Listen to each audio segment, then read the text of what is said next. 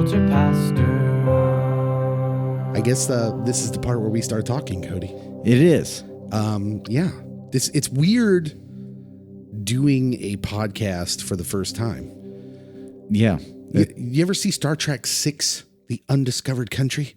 No, I have not. This is literally the undiscovered country. This podcast could be whatever. Right now, the potential of this podcast is unlimited. It could be good or evil. It's like we could do whatever we want with it, but we're not going to do. Well, we are going to do whatever we want with it, but we do have a specific kind of place we're going. So I guess what I should do is welcome you to the Pop Culture Pastor podcast. Yes. There's a lot of words. It's very alliterative. A little bit, yeah. And my name is Dave, and this is Cody. And we are both pastors. In churches. As it turns out. Yeah. And we both love pop culture. Very much so. And so first and foremost, we should kind of describe what this is going to be. Because I know, some of you may not be Christians that are listening to this. I don't want to scare you off. Yeah. We will delve into some Christian themes at times because that's just who we are. It's who we are, and sometimes the material, you can tell, really has some overtones or undertones to it. Yeah, as it turns out, we tell a lot of versions of the same stories. Yeah. So we tend to recognize things like that as we go along, and we'll certainly probably talk about things like that. But first and foremost, we're just fans of pop culture, and we're going to talk about these things, and we're going to give you an environment to do that where, hopefully we won't be. You're not going to hear vulgarities. You're not going to hear profanity. I will refrain. For this podcast, unless we're talking about the show Schitt's Creek, which of course is not profanity. Yeah. But the name of the show and the name of the family. Yes. Very confusing. Yeah. And the name of the town. The name of the town, excuse me. But it's named after a family, right? Yes, it is. Yeah. But yeah, that's not really a curse word. Yeah. And therefore we don't have to go pray about that. Yeah. So, so what you have here is a podcast, hopefully that you'll just enjoy if you enjoy pop culture. And hopefully we are interesting enough and our conversation is interesting enough too. And we have enough wisdom or intelligence to have, kind of different discussions. So maybe your favorite pop culture podcasts right now are ones that just talk about like upcoming movies and spoilers and things like that.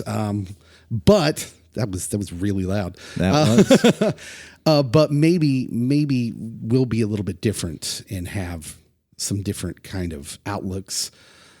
For instance, this first episode of podcast, we are going to get into woke culture in pop culture. Oh, we're diving deep. We are diving very deep. So, yeah, okay. We're ready to go. Yeah. So we're just going to dive in, Cody, and we're just going to start talking about things. I think the way we're going to do this is, for the first time podcast here, is we're just going to go through some news that happened this week and kind of, go from there and just kind of have conversations about the news. We'll always start off with the news of the last week. Yeah. And sometimes there might be a third pastor and oh yeah. We're hoping to have a revolving door for our third person, but for the first time, we just wanted you to get to know Dave and Cody. Yeah, Cody, do you want to tell them a little bit about yourself? Yeah, sure. Why not?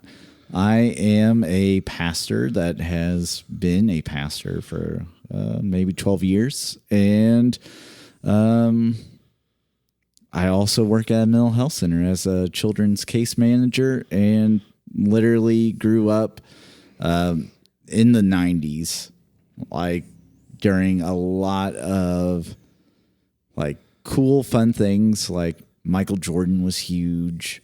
Some great shows were happening, great movies. The year I was born, the first Batman movie came out. And so, yeah, I mean, growing up, my room was full of Jurassic Park and Michael Jordan, like Kansas City Chiefs. So it was a good time. It was in the 90s. Yeah, I was born in 1989, and then like I'm at that cusp of being an older millennial, but still connected enough to like Generation X that I can carry on conversations. I am a younger Generation X, so I'm a little bit older than Cody. My name is Dave. I am 45, and I grew up like in the 80s. My formative years are in the 80s. Have you ever seen the movie Scrooged with Bill Murray? Yes. I'm essentially Bill Murray in Scrooged, except without the high-powered TV job and thus the pompousness. But I grew up like him. So I was an only child of a single mother who was working a lot. And thus I just spent a lot of time at home. And I feel like I can honestly say I'm kind of raised by pop culture. Yeah. I am also a pastor, but I come to this later in life. I didn't grow up in the church and thus have kind of a different view of pop culture than sometimes in the church. I mean, we might as well just hit this right off the bat. Sometimes people in the church have a negative view of pop culture. Oh, yeah. You shouldn't mix with the pop culture. You shouldn't watch things. You shouldn't in the 80s and the 90s, rap music, all, violent video games. I mean, the churches had the run-ins with all of these. Growing up, there was a church in particular in the town that I grew up in that there were families that were like, you cannot watch Disney movies. Oh my. Disney. Yeah. No, and I know some of those families. I still know some families like that. Yes. And like, I'm not bashing on those families, but at the same time, you can't hide yourself away from the world. Yeah. That I'm good with you not being a part of the world, but are being of the world. But you can go against the world but still be aware that these things are happening. So, yeah. I would say that the mission of Pop Culture Pastor comes out of 1 Corinthians 9. And rather than go into it, because maybe there's people listening here that don't care about the Bible, don't go to church.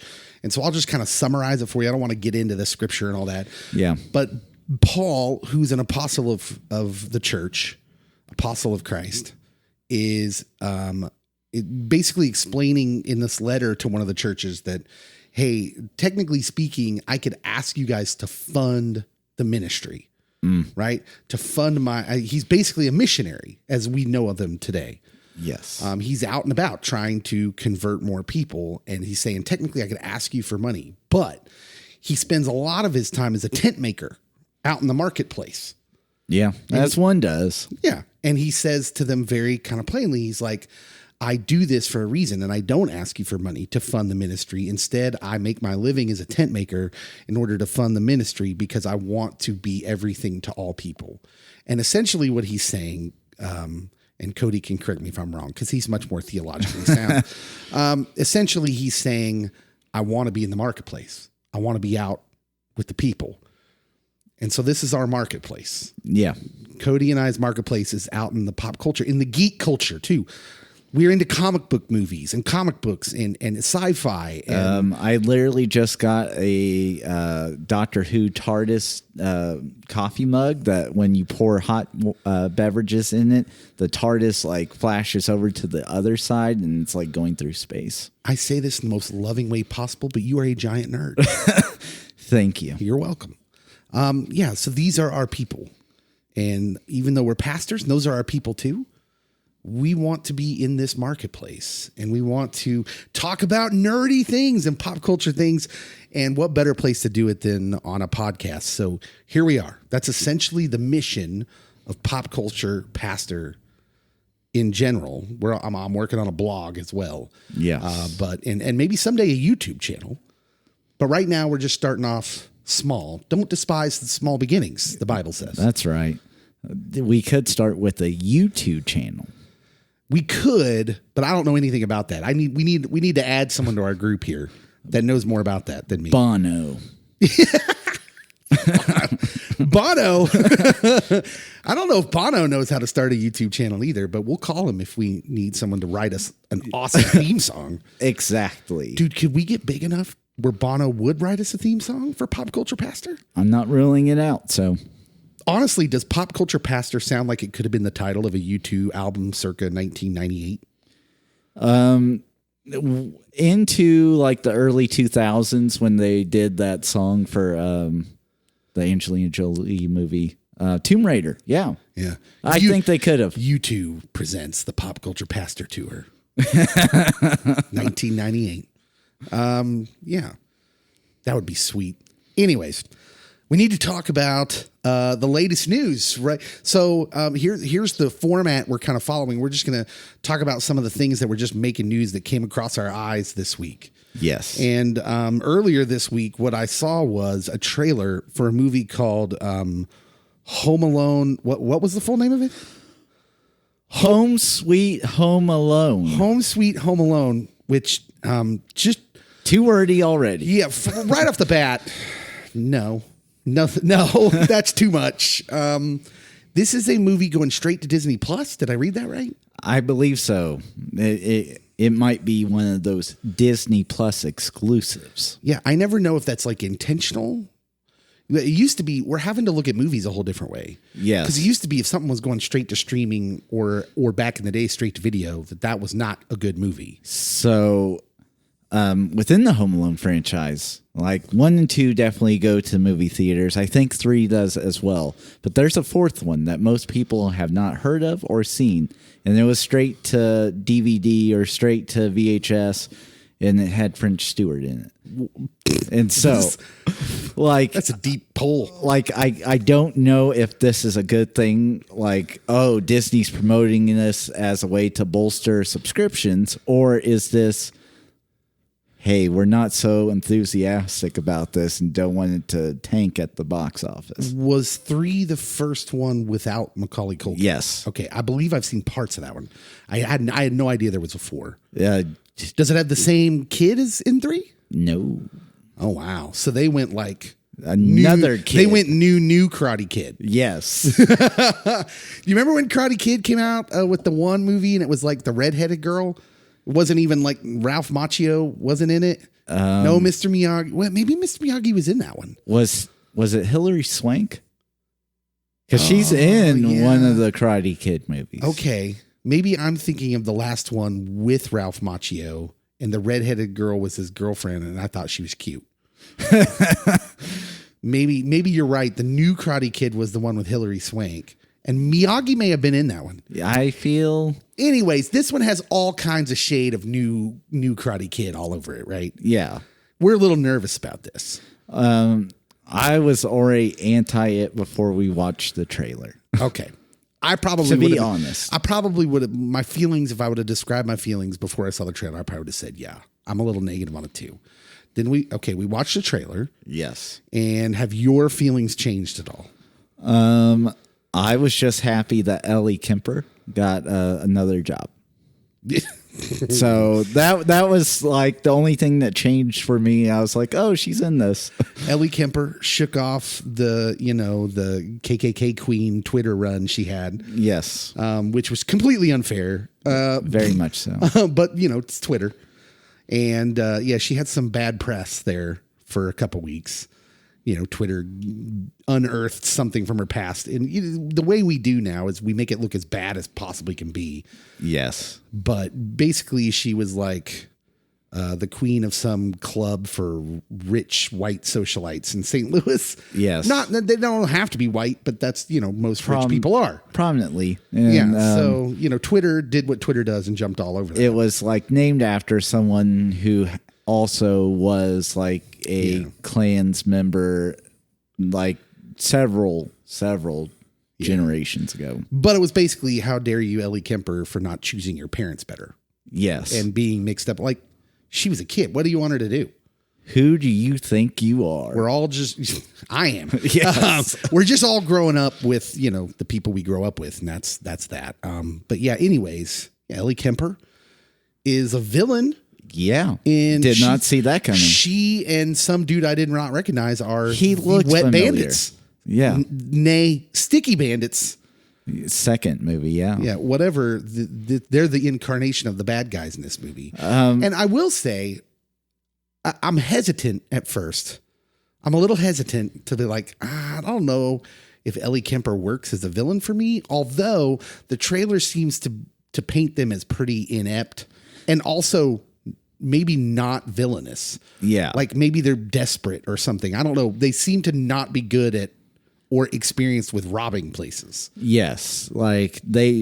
So the mistake the third one had was like these were supposed to be world renowned like thieves and people of that nature. These two don't seem that way. Yeah. And like in the third one, literally like this kid's outsmarting them every step of the way and they can barely handle some old lady. So, so you have them as bad guys. The kid from Jojo Rabbit is the star. He's the Macaulay Culkin character. Which great movie, by the way, Jojo Rabbit. Yeah. And so there's elements here. I'm like you. Immediately, I'm concerned. Straight to Disney Plus, Home Sweet Home Alone. Yeah. That's just all kinds of a terrible title. Someone should have caught that early on and been like, we cannot name the movie this. I understand it has to be set apart from Home Alone, but that one's awful. But there are little signs here. So you have Ellie Kemper and you have the kid from Jojo Rabbit, who I'm just going to keep calling him that because I don't know his real name. And I should. That's, it's a strike against me on my pop culture card. But I'm kind of like, okay, we're working with some things here. And to add a third to it, clearly we got some cameos because you see Buzz McAllister from the original as a police officer in the trailer. Which, if you would have asked me what career would Buzz have as an adult, cop would have been in my top 2 or 3. So yeah, and I'm told that Macaulay Culkin also has a cameo as Kevin McAllister in this movie. That might be the redeeming factor for me. Yeah. That I'll risk it to watch it on Disney Plus after it gets off there. You have to pay so much scale. So I think overall we're pretty much in the same place. We're dubious. Yeah, we're very cautious. However, I do need to say I have a special rule with Christmas movies. Okay. I will watch a Christmas movie differently than I watch regular movies.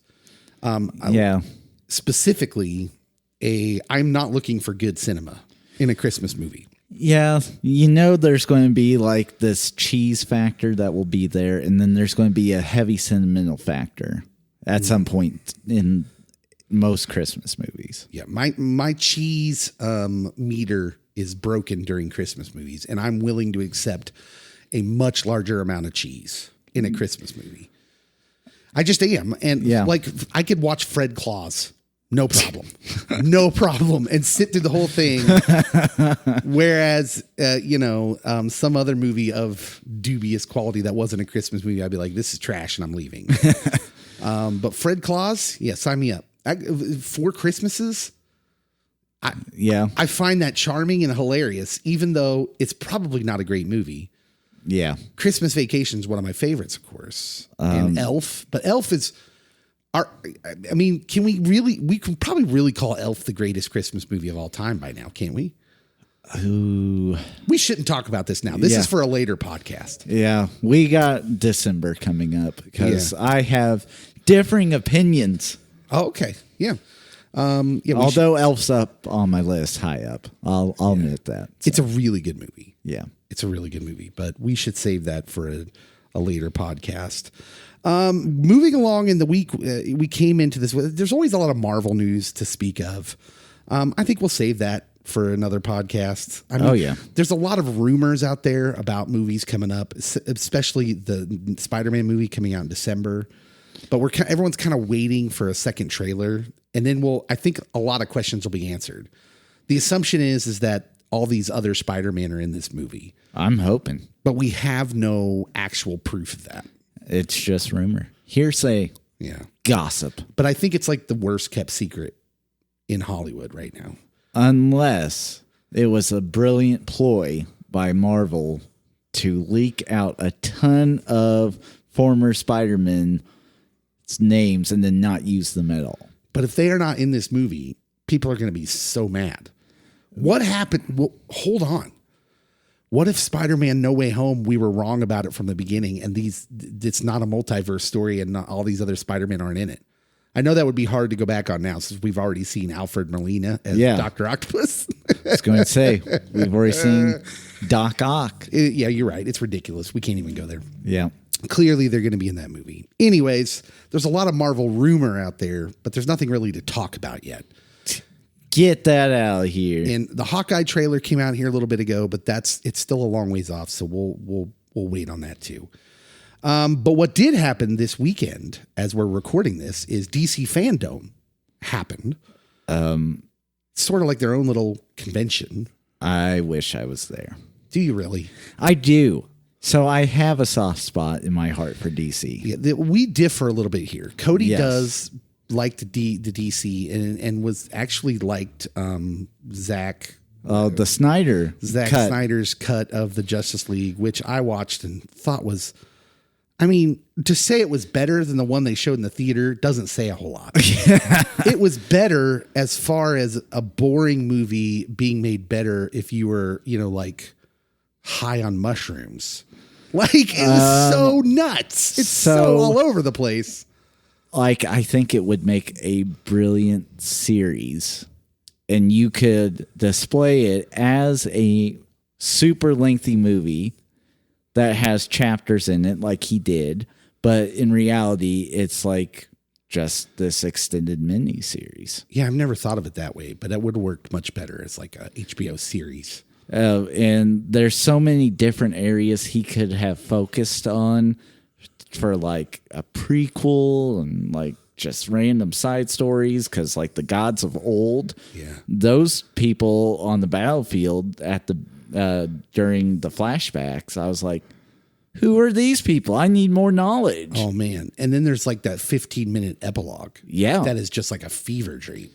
Yeah. I'm pretty sure I saw that. I dreamt that when I had COVID. Like, I mean, oh my goodness. What is happening? Yeah. So Cody has a soft place in his heart for DC that I do not have. But I mean, I highly enjoyed the Dark Knight series. And I know those are imperfect movies. I'm not going to sit here and say those are cinematic excellence. They are. Cody is, however. He's going in. We also have a difference how we look at Chris Nolan. Yes. Yeah, we don't see eye to eye on Christopher Nolan. Yeah, like I'll give him the benefit of the doubt most of the time. I sometimes think Christopher Nolan is so caught up in being Christopher Nolan. Just having a movie with like these crazy trippy moments that sometimes he's not making sure that it actually makes sense. Perfect example of that's the Matthew McConaughey movie. Yes. Although when you go into emotionalism, I'm willing to forgive some of that. I thought the main thrust of what he was trying to say with that movie, what was that? Interstellar. Yeah. I thought the main thrust of what he was trying to say with that movie won me over. Now, Inception. The science of it didn't win me over. No, thanks. I'm not a fan of Inception. I know that's a lot of people dig Inception. I am not one of those people. I enjoyed it, but I also enjoyed the South Park episode where they addressed Inception, where they had like the Denver Broncos going into a dream to pull someone out, and then like had like the firefighters go in and try to pull someone out, pull out the Broncos and whatever kid, and like they kept adding more and more people, and at the end they're like a ridiculously huge storyline doesn't equal any like deep meaning. So what we learned from this podcast was that Cody was a sinner. Yes. Watching South Park and all.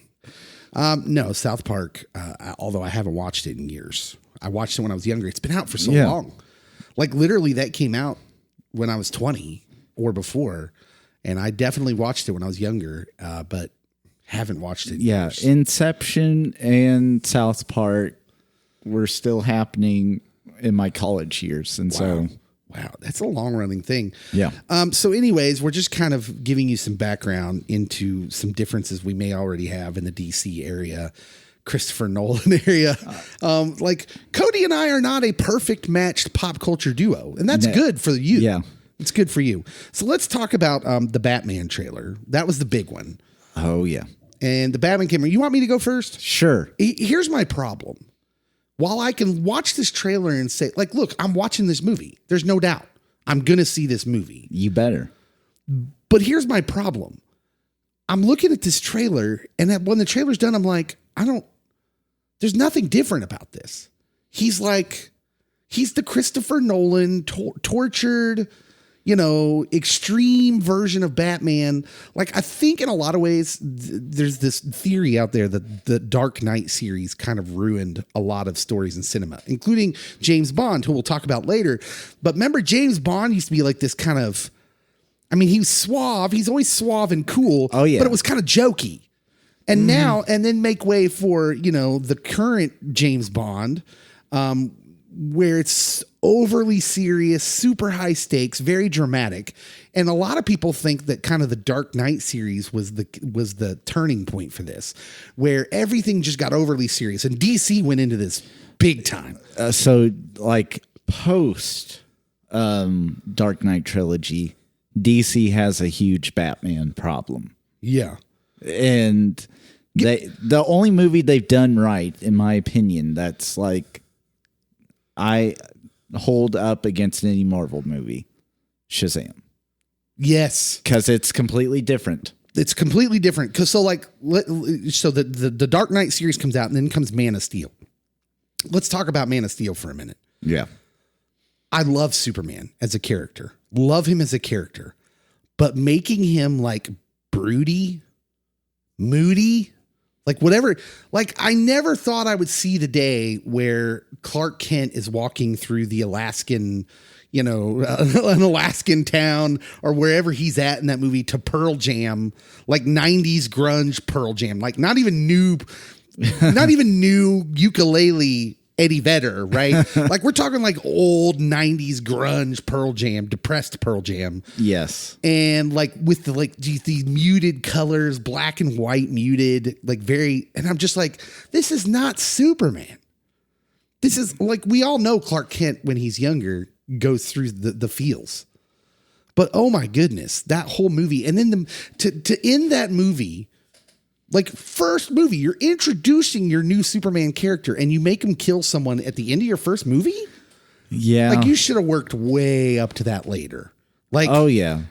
Superman's whole deal is he's not going to kill anybody. That could have been a great, so you have Man of Steel, you have another movie. That could have been a great either Batman versus Superman plot or a great Justice League plot where like he's conflicted about having to do this and it's like on the grandest of stages. Yeah. But like way too early to do that. Not the right villain either. Yeah. Why would General Zod care about making Clark kill him or kill an Earthling? Yeah. Like putting him in that position. General Zod wouldn't care about that. It was just weird. Anyways, you're right. DC has a Batman problem. They do. And so when I see this commercial, this trailer, I'm just like, they really haven't learned anything from it. They're like, oh, hey, look at younger goth Batman. Like you get that shot. First of all, he's like wearing some sort of mascara. Yeah. Or something on his eyes. He's got like the floppy hair from like, okay, this dude's definitely listening to the Smiths. I mean, what's happening? So I know it's supposed to be like noir style, like this film. And I'm really intrigued by it. I am like, so there's a lot of villains that are in this one and you get the groundwork for them and ones that weren't used in the Nolan verse, which they showed two in this trailer, the Riddler and the Penguin. Let me be clear. I am excited to see it because I am hopeful. Like you just said, I've heard enough about it to think that they're probably doing something different with it. Like, for instance, if we have a very heavily mentally damaged Bruce Wayne, I'm here for it. There was one scene in the trailer that made me think, okay, it's the one where he's punching the dude repeatedly. Yes. And that one, and in that case, I was like, okay, I'm here. I might be here for it. Because if we're going to see a heavily damaged Bruce Wayne, then I'm good with it. Yes. But really, I mean, Bruce Wayne should have some adverse childhood experience that affects him long term as an adult. Yeah. And so having like anger issues or battling a variety of mental health concerns, I mean, yeah, that would be realistic. I will say this. As long as they don't show Thomas and Martha getting killed. Yeah. I've seen that way too many times. See, this is where, they could learn something from the MCU, where they introduced Spider-Man into the MCU, and we haven't even mentioned Uncle Ben. I have been sad about lack of Uncle Ben. No Uncle Ben, and I think it was the right choice, and I think they need to do the right thing here, other than just an allusion to, hey, he's been through some stuff. Yeah. But nothing specific, and definitely no flashback scene, pearls hitting the pavement, none of that nonsense. We've seen it. It's done. Don't show us that again. But all of that aside, concerns aside, Robert Pattinson looks great in the suit. He looks like a great Batman. Yeah. The acting in this movie, the actors, talent-wise, is very good. They got the guy from Westworld. Jeffrey Ross? Yes. No, what's his name? Jeffrey Wright. Jeffrey Wright, yeah. Yeah, Jeffrey I Wright. knew it was Jeffrey. Commissioner Gordon. Yes. They've got Colin Farrell. Colin Farrell is the Penguin. Yes. Who's unrecognizable. Yeah. Like, I had watched the trailer like 2 or 3 times, and I was like, that doesn't even look like him. And he might be my favorite part of the trailer. Yeah. There's a scene where he's like, there's a car chase happening, and he apparently sets off a bomb or something, and he's like insanely cackling, celebrating, and it's just he's off the rails. And I'm like, okay. So if I was to have a complaint about the Dark Knight trilogy, it was they did not use Cobblepot, the Penguin. Yeah, lack of Penguin, lack of Riddler. He is actually probably one of my favorite like side villains. Like, he usually teams up with like the Joker and that sort of stuff. Like, he does his own thing, but eventually, like, if he wants something big, he teams up. And so, yeah, like, they mentioned his name once in the 3 movies, and that was it. Yeah. To be fair, the Christopher Nolan trilogy, where it goes is highly affected by the death of Heath Ledger. Yes. So there were plans to use Heath Ledger in that 3rd movie. Clearly. And once he passes, they have to like pretty much scrap that. And then they bring in Bane way too early, in my opinion. Like, Bane is so far down the Batman story. I kind of wish they would have done the comic book story of how Bane gets introduced, of like Bane frees all of Arkham Asylum, including the Joker, and Batman has to run a gauntlet to get to Bane. Right. And then he breaks the bat. Yeah. But that's old. I mean, he shouldn't face that till he's older Batman, right? That's an older Batman story, in my opinion. Anyways, so I think what we're saying is the Batman trailer looks like, I mean, we're definitely seeing it. Oh, I am for sure seeing it. I have concerns, but I've seen enough too where I'm like, okay, I'm in. I think Batman can use the same formula over and over again.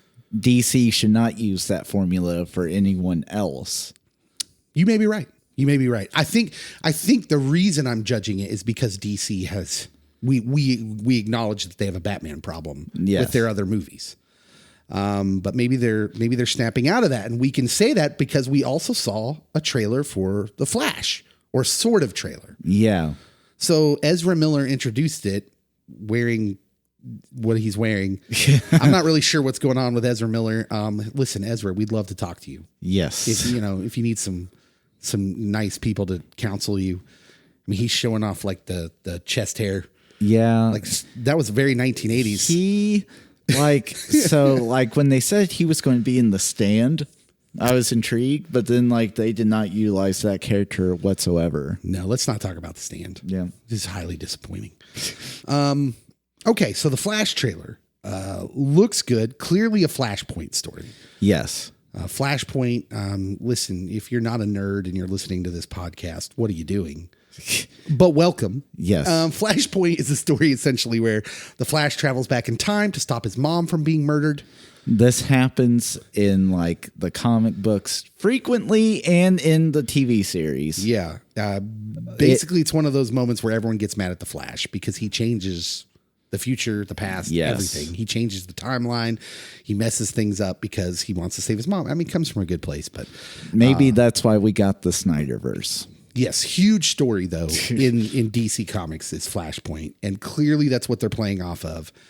As you don't see a lot in this trailer, you do hear Michael Keaton's voice, as Michael Keaton's version of the Tim Burton Batman from the 80s. Rumor is both him and Ben Affleck are in it. Oh my goodness! So. All right, which it's not surprising because what we did see was, so Michael Keaton talks, he's like speaking over, then you see the back of the Batman cowl, but like the Michael Keaton version from where it has the gigantic ears. Yeah, the super tall pointy ears. Yeah. And then you see two Ezra Millers / Barry Allens, two Barry Allens. And the one we know from the Justice League movie says, "Are you in?" And then also there's a Supergirl standing next to him, but not like your run of the mill Supergirl. She's got dark complexion, dark hair instead of blonde hair, which usually when you see Supergirl, she's like the Arrowverse version, blonde, you know. I really want them to use the Arrowverse Flash. I want him to make an appearance. Right? I mean, there was a time when I thought the Flash was around season 3 or 4 where I thought, man, if you're going to make a Flash movie, you ought to let this Flash be the Flash. Mm-hmm. It's gone too far now. I think the Flash series has gone way on too long and it's kind of a joke. So DC, I feel like did series really well for like the first 3 to 4 seasons. And then like, you eventually run out of things that you can do because they also keep certain things away because they're making movies. I thought the same thing about Smallville. Even way back in Smallville, you've got about 5 seasons of Smallville that are worth watching. And then they do 5 more and you're just like,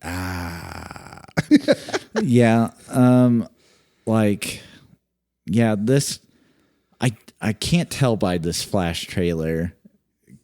I mean, yes, Flashpoint is a serious deal, but Barry Allen, quite frequently, is not super serious. No, and there was, even with that last little shot, so you get mostly Michael Keaton's voice, in this very, very short trailer, and then at the end, it's played kind of jokey. So you have 2 Barry Allens there, and he's like, "So are you in?"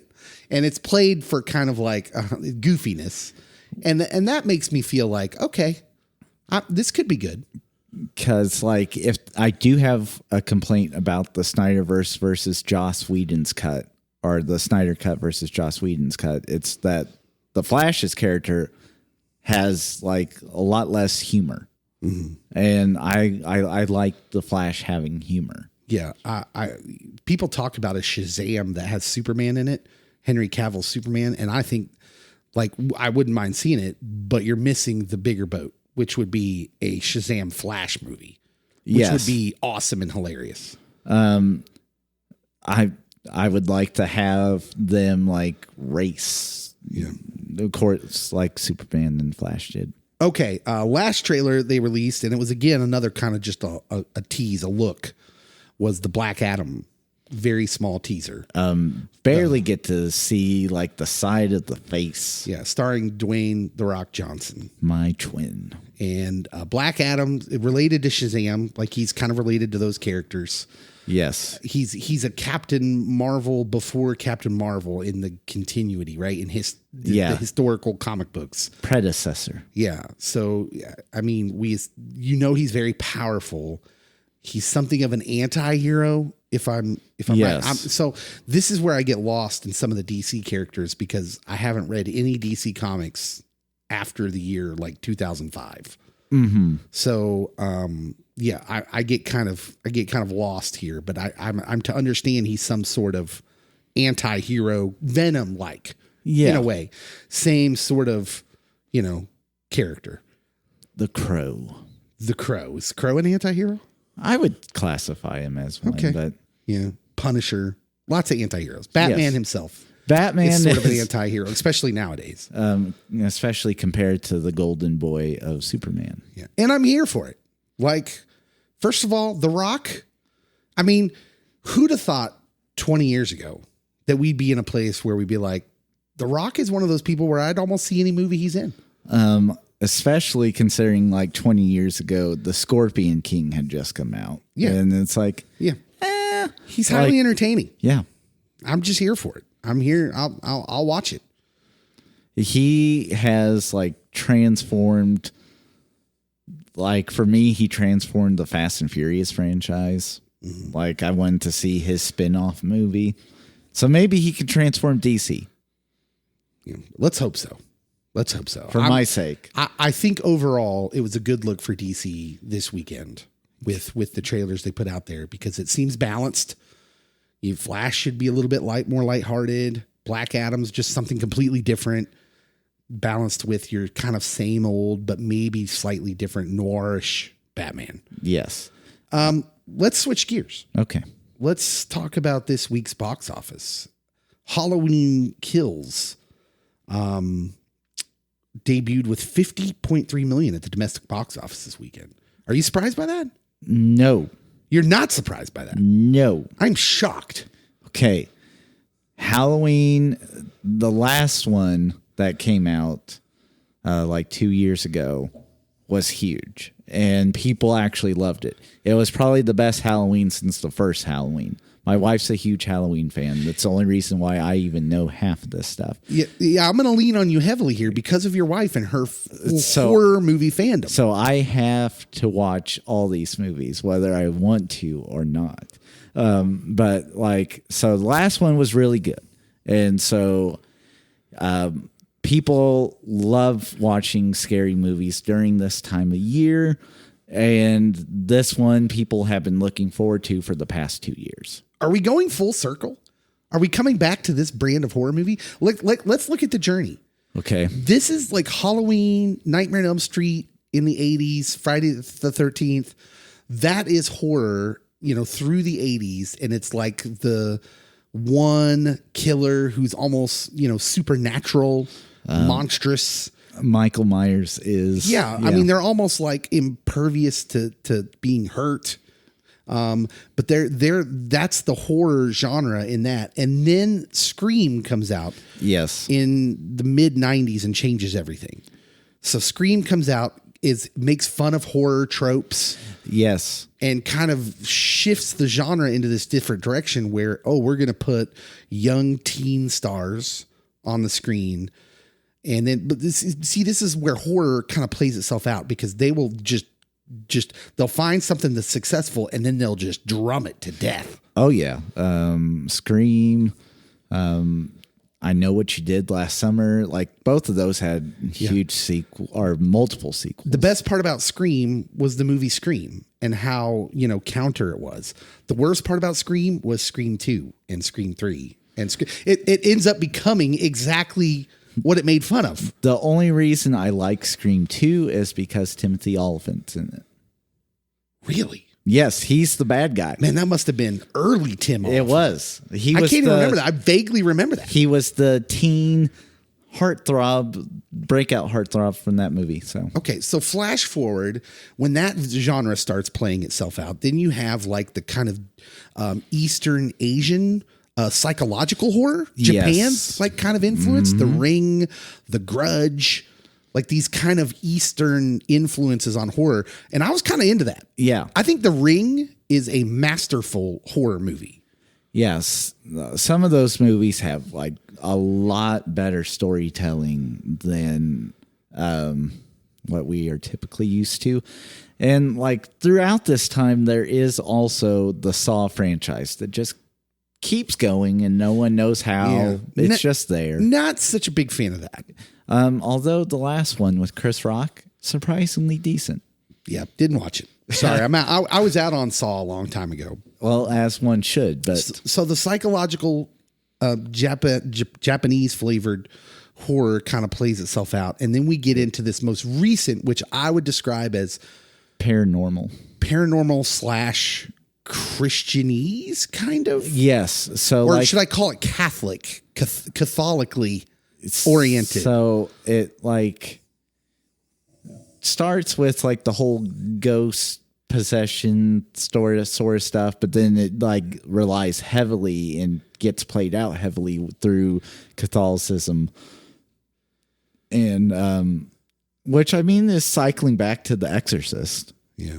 So The Exorcist late 70s, and then you get to the 80s and you get this sort of movie. And so, yeah, maybe you're right. We are cycling through. Yeah. But horror seems to shift gears. At least the horror genre kind of reinvents itself pretty often. Yeah. And so we get to this movie and I'm just shocked. I'm just kind of shocked it made this much money.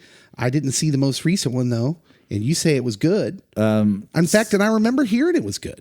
Yes. But is it going back? Is that where it's going back to? Back to the impervious supernatural bad guy horror movies?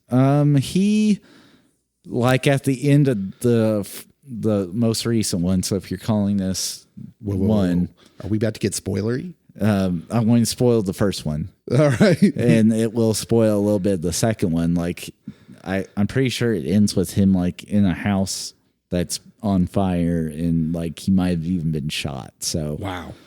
But clearly there's a second one. So yeah. Props to Jamie Lee Curtis. Yes. Being in these movies like 40 years apart. Exactly. Like, wow.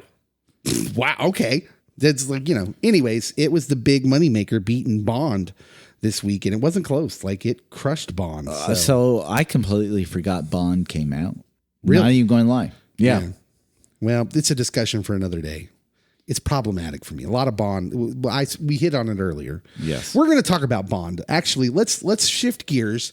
We're going to go into our main topic of the show. We spent a lot of time here talking about latest news. Let's go into our big topic. Maybe we'll insert a break here if we choose to edit wise. Inserting break now.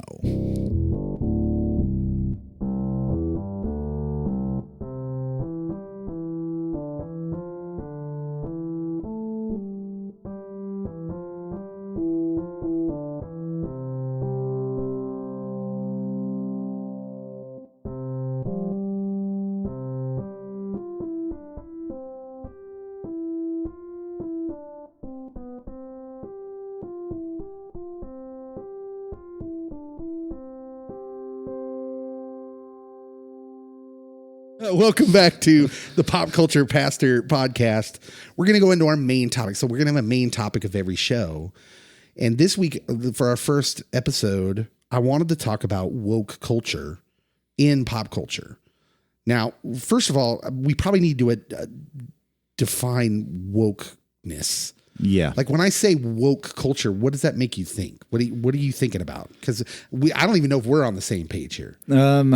Woke culture, to me, there's a lot of political correctness. And if you have a politically incorrect something, whether it's a stance or a circumstance that happens with you or something you say, it could lead to what we call cancel culture. Although cancel culture, I'm going to say, really isn't a thing for the most part. Yeah. It's not like there's very few instances where I can say, oh, yeah, I think this person truly got canceled. Yeah. Usually there's a significant break. So like there's a heavy emphasis on political correctness and also trying to have representation of everyone and everything. Yeah. I think we're pretty close.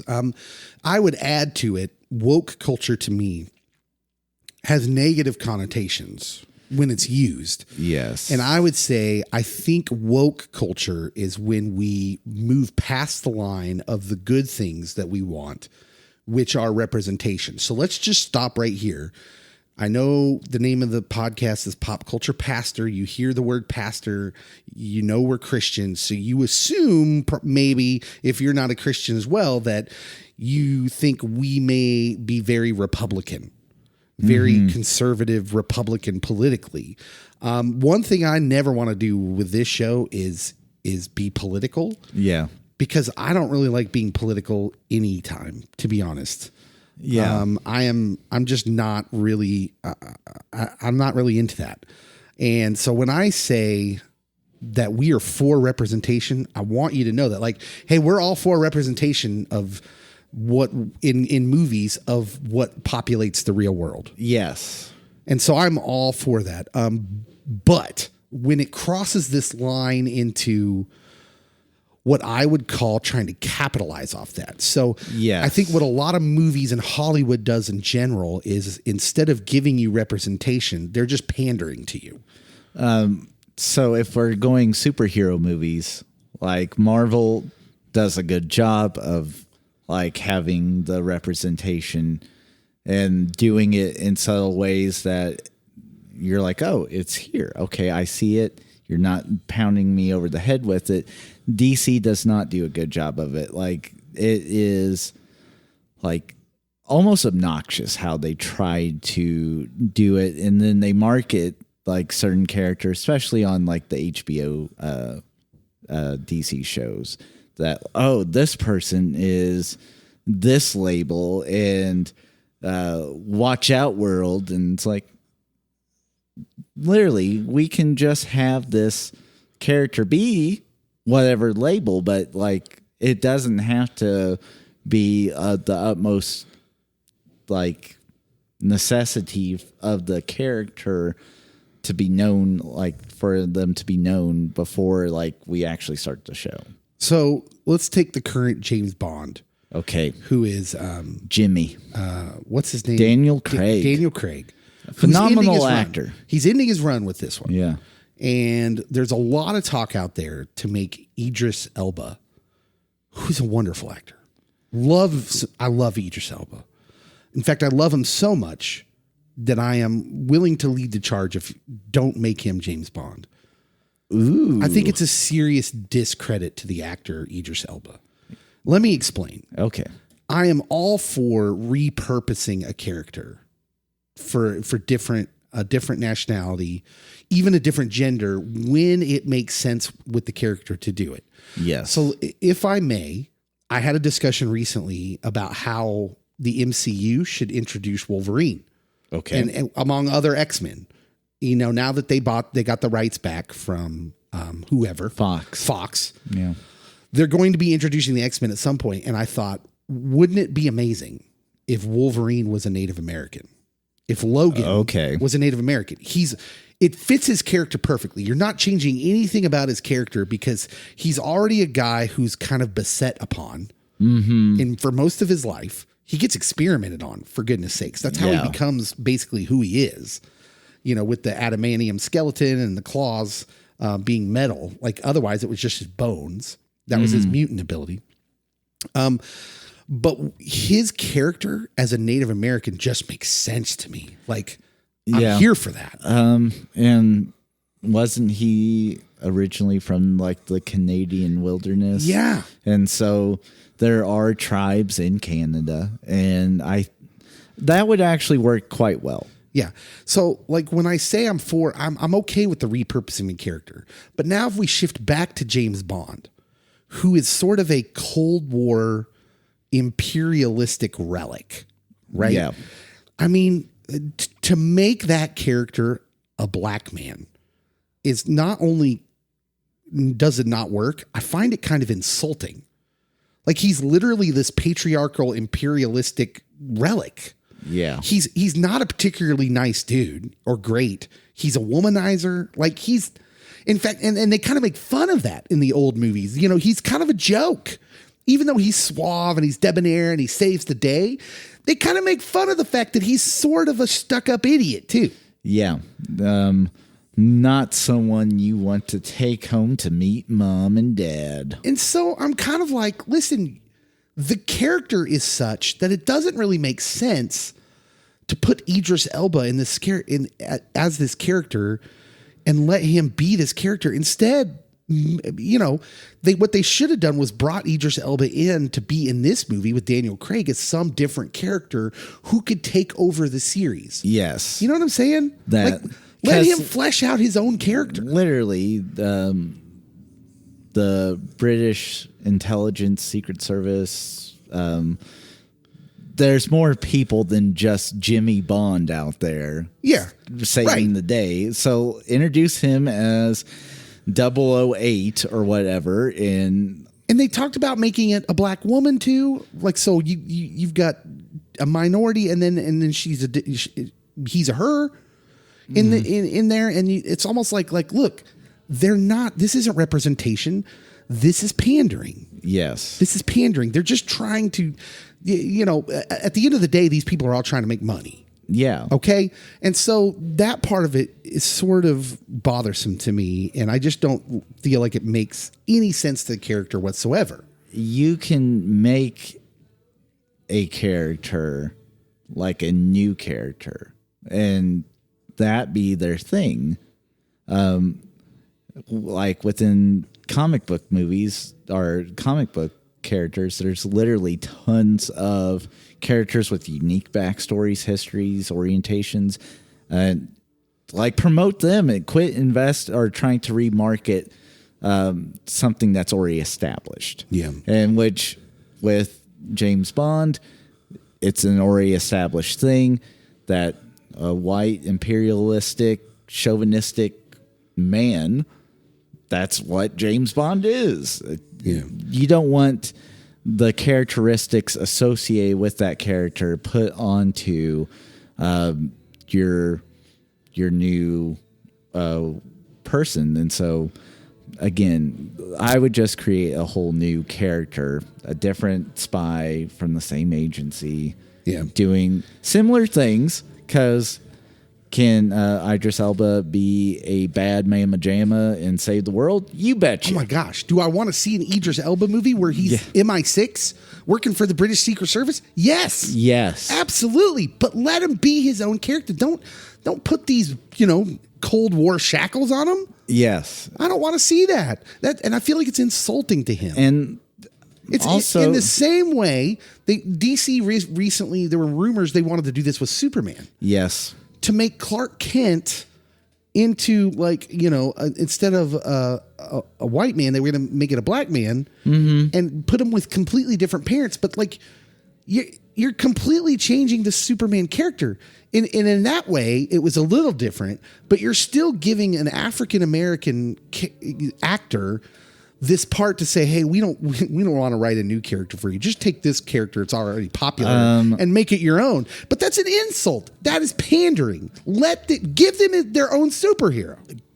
Literally, one of the Green Lanterns. Is it Hal? No. Well, Hal Jordan is the original earthly Green Lantern. Yes. It's John. I can't remember his name. Obviously, DC's not my area, man. Yeah. But there's several Earthling Green Lanterns, and one of them is an African American man. DC does not have a Green Lantern presence.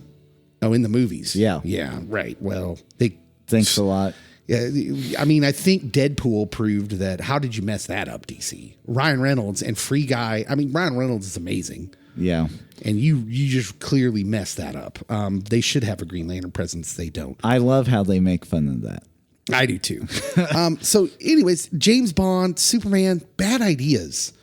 Although Michael B. Jordan recently, they said they wanted to do a series on HBO where he's not Kal-El, he's another Kryptonian. Yeah. Who it's essentially the same thing. He's a Superman-like character, Kryptonian, but he's a black man. And I thought, okay, now we're talking. Yes. Create something new. Yeah, let these actors not only have the representation, but give them their own characters to make their own. Stop trying to, the reason you're doing that is because Superman's played out and we're not doing it right. James Bond, James Bond was kind of played out. Literally until Daniel Craig took over the franchise. Yeah.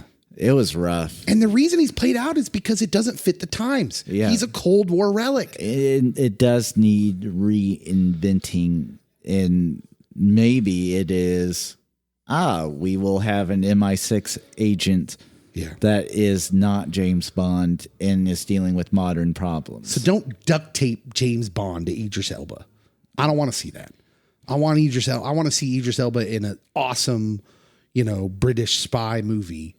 But I don't want him to be stuck in the constraints of James Bond, of patriarchal imperialist white dude. So if we stick with James Bond being a white guy, and we have to make another one, if we have to, Henry Cavill is my choice. Yeah, Henry Cavill. What really opened my eyes is when Henry Cavill played Sherlock Holmes in that Enola Holmes movie on Netflix. I thought, okay, man, this guy's got some range. He did a good job in Mission Impossible. Yeah, but when you're that buff, like you kind of pigeonhole yourself into certain roles. Yeah. He's a little too buff. Am I wrong? He's a little too big. Some people are just naturally masculine and muscular like myself. Yeah, I'm sure you and Henry Cavill, that's all natural. Yes. All natural, baby. Let's move into a different area.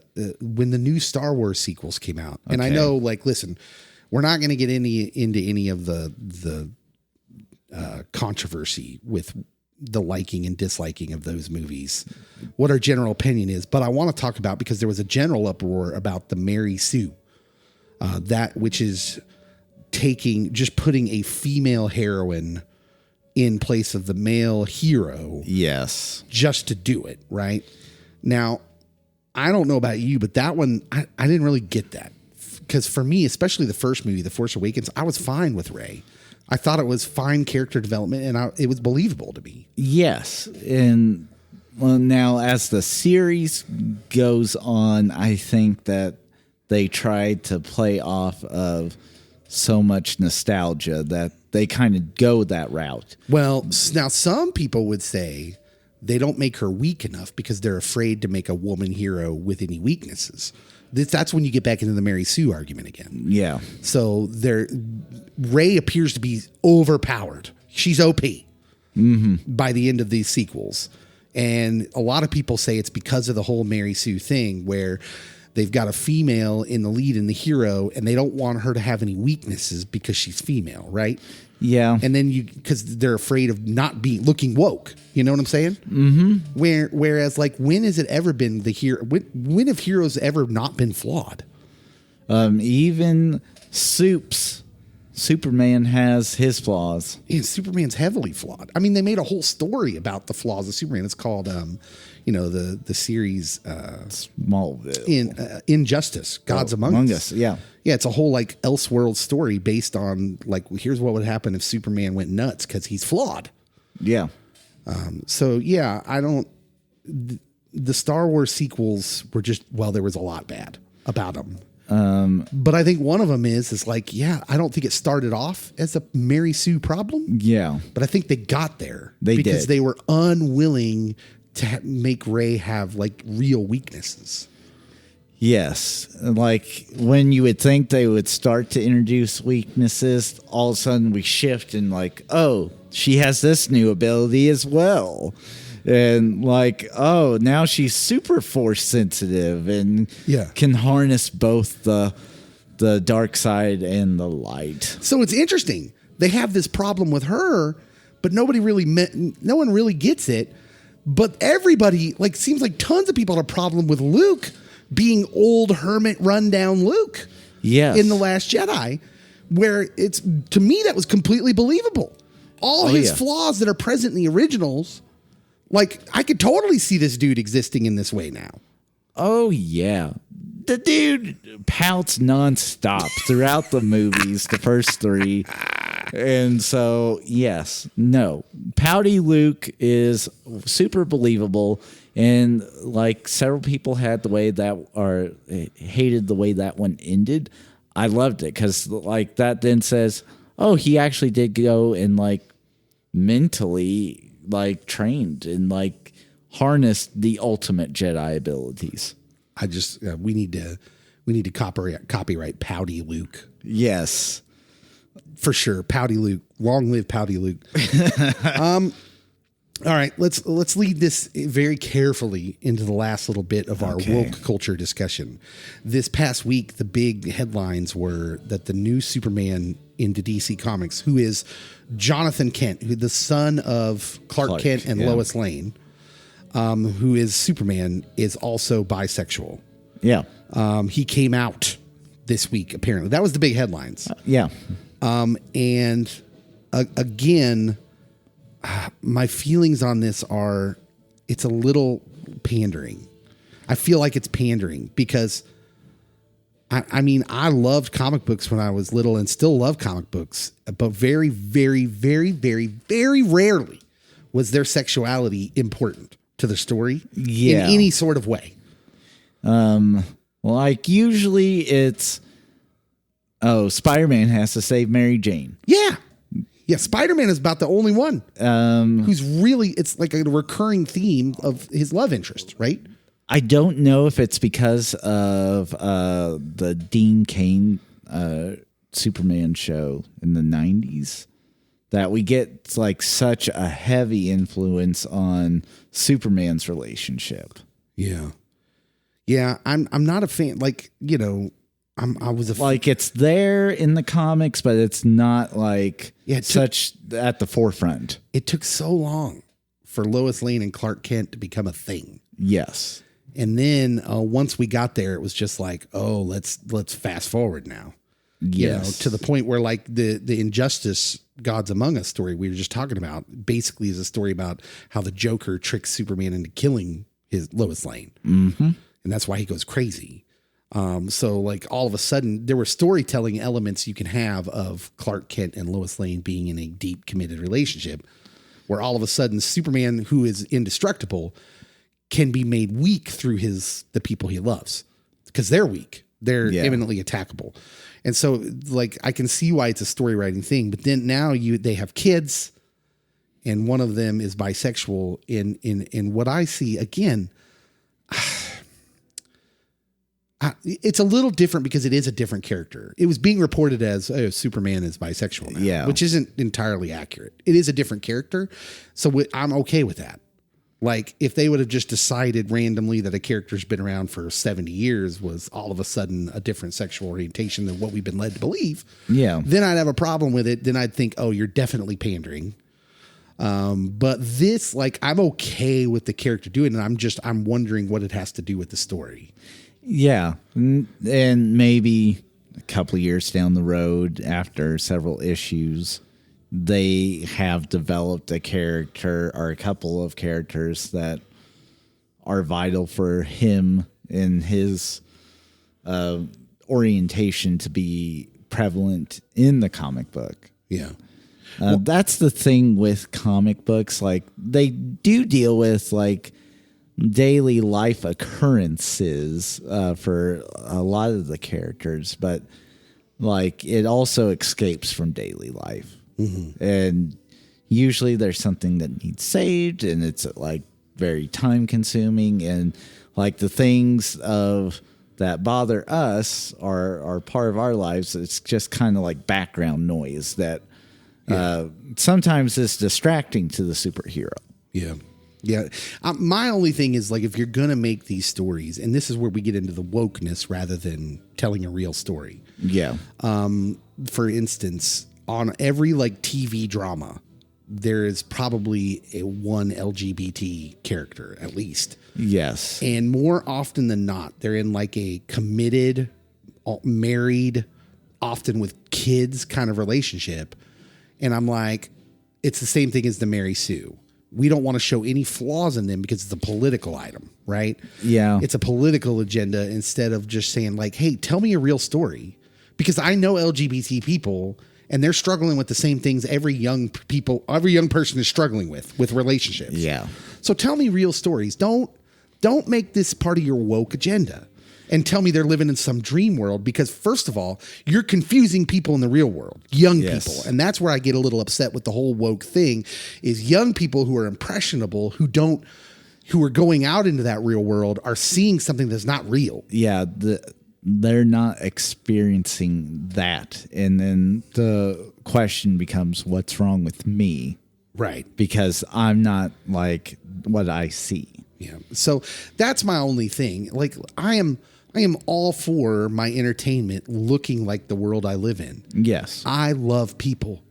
And I want to see characters that represent what I see out in the world. I'm totally fine with that. And I mean, the secondary portion of our podcast title, the pastor in me says, hey, everyone is created in God's own image. They are image bearers. And so, yeah, I want to see them. I want to see them represented in our shows. That they should not anyone that feels like they are in a minority group should not feel excluded. Yeah. But tell me real stories. In the same way that, like, I don't want Idris Elba to be James Bond. Because I don't want to see Idris Elba with James Bond's problems. Yeah. I want to see Idris Elba playing a character that shows me what a man of African descent, his problems would look like. Yeah. Because I'm not aware of those. Because I'm not Idris Elba. I'm not a British African, or I'm about to say African American, but a British man. Yeah. I'm not that. I want to see what he would deal with. I don't want to see James Bond in that sense. Right? Does that make sense? Yeah. Like, don't pander, give him his own character and let me see his world. Yes.